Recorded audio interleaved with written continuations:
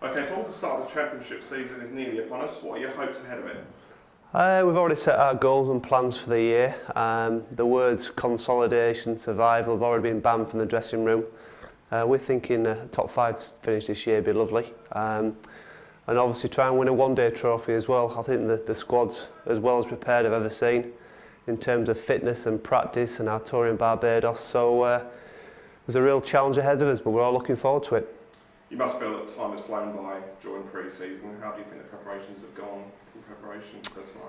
Ideal, you know, the guys reported back on the 1st of March, and I think Anthony Sharp deserves a lot of credit the way he's worked with the players over the winter. You know, I think this is the fittest squad I've ever seen. So from the 1st of March we had a bit of fun, did some fitness work, some tennis and biking. And then we went to Barbados and the tour was really successful. 4 quality sides out there, good practice, good weather. And since we've come back, we've had 3 good days against Leeds Bradford University and also two days against Worcestershire. The nets have been very good. You know, our groundsman here, Stuart's excellent. He looks after us really well. And, you know, the guys are ready to go now. They're looking forward to the game tomorrow, the 13th, that we're going to announce later on.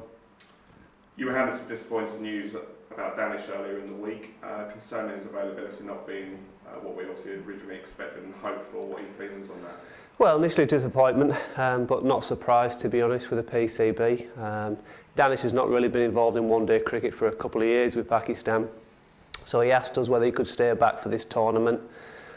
Disappointing, but we're hoping, and we sort of had a bit of wind of this news about a week ago, so we've been talking to 1 or 2 agents and a few players about possibly getting somebody's replacement for the Durham game next week. So fingers crossed we can do that. It's been a week of setbacks for overseas players as the deal for Yusuf Pathan has been all but put to an end. How disappointing has that been for you and the team?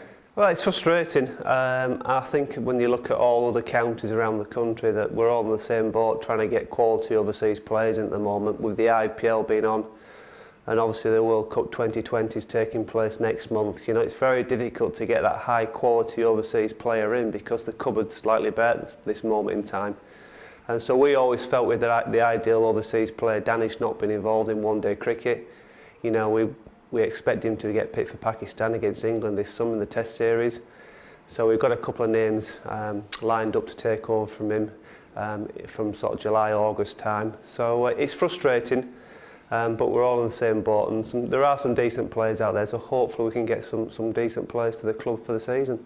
So the search continues. On a more positive note, we've seen the return of Alistair Cook to the squad. That must be a really welcome boost, and obviously it'll be a couple of weeks before we actually see him on the playing side, but back in the dressing room must be a real great addition. Yeah, he's had a terrific win to, you know, captain England against Bangladesh, and it's gone really well for him. And personal, his form's been excellent. So, you know, we welcome Cookie back. He was here yesterday for press day. Unfortunately, he's not available for the first 2 games, so he'll miss the Hampshire and Durham match. But after that, he'll be fit and ready to play against Lancashire. So we look forward to having him back in the dressing room and playing for us. As alluded to earlier, what would be your message really to the fans ahead of the commencement of this 2010 season? Well, look forward to it. The players are. You know, it's somewhere we've never been for a while. 2003 was the last time we were in Division 1 cricket. You know, I don't want to make too much of a thing about Division 1 cricket because I believe we've got quality players. You know, and you play an 11v11 every game, and you know, we're really going to give it a good go this year. Division 1 cricket in the past has often been about survival and drawing matches, and but for us, we'll try and win every single match we play this year. 2008, I think we won the most domestic matches in the country, including one-day cricket, and every time we go out to play, we'll try and win the match. 2020 season was obviously a couple of months away. There's obviously priorities ahead of that, but from a supporters' point of view, they're really keen from a ticket point of view. What would you say to them ahead of that campaign? Well, the squad's in good form. I think last 4 or 5 years we've shown we're a good one-day side, and Chelmsford has become a bit of a fortress for us. You know, some of the lads have nicknamed it Galatasaray because of the atmosphere that we can create on the floodlit games on a Friday night and a Saturday night. And I know lots of teams don't enjoy coming to Chelmsford, so it always gives us a bit of a head start, certainly. So we're looking forward to the 2020 campaign, but at the moment in time we're just really focusing on red ball cricket and making a real positive start to our 4-day campaign. Thank you very much, Paul. All the best for the coming season. Stan.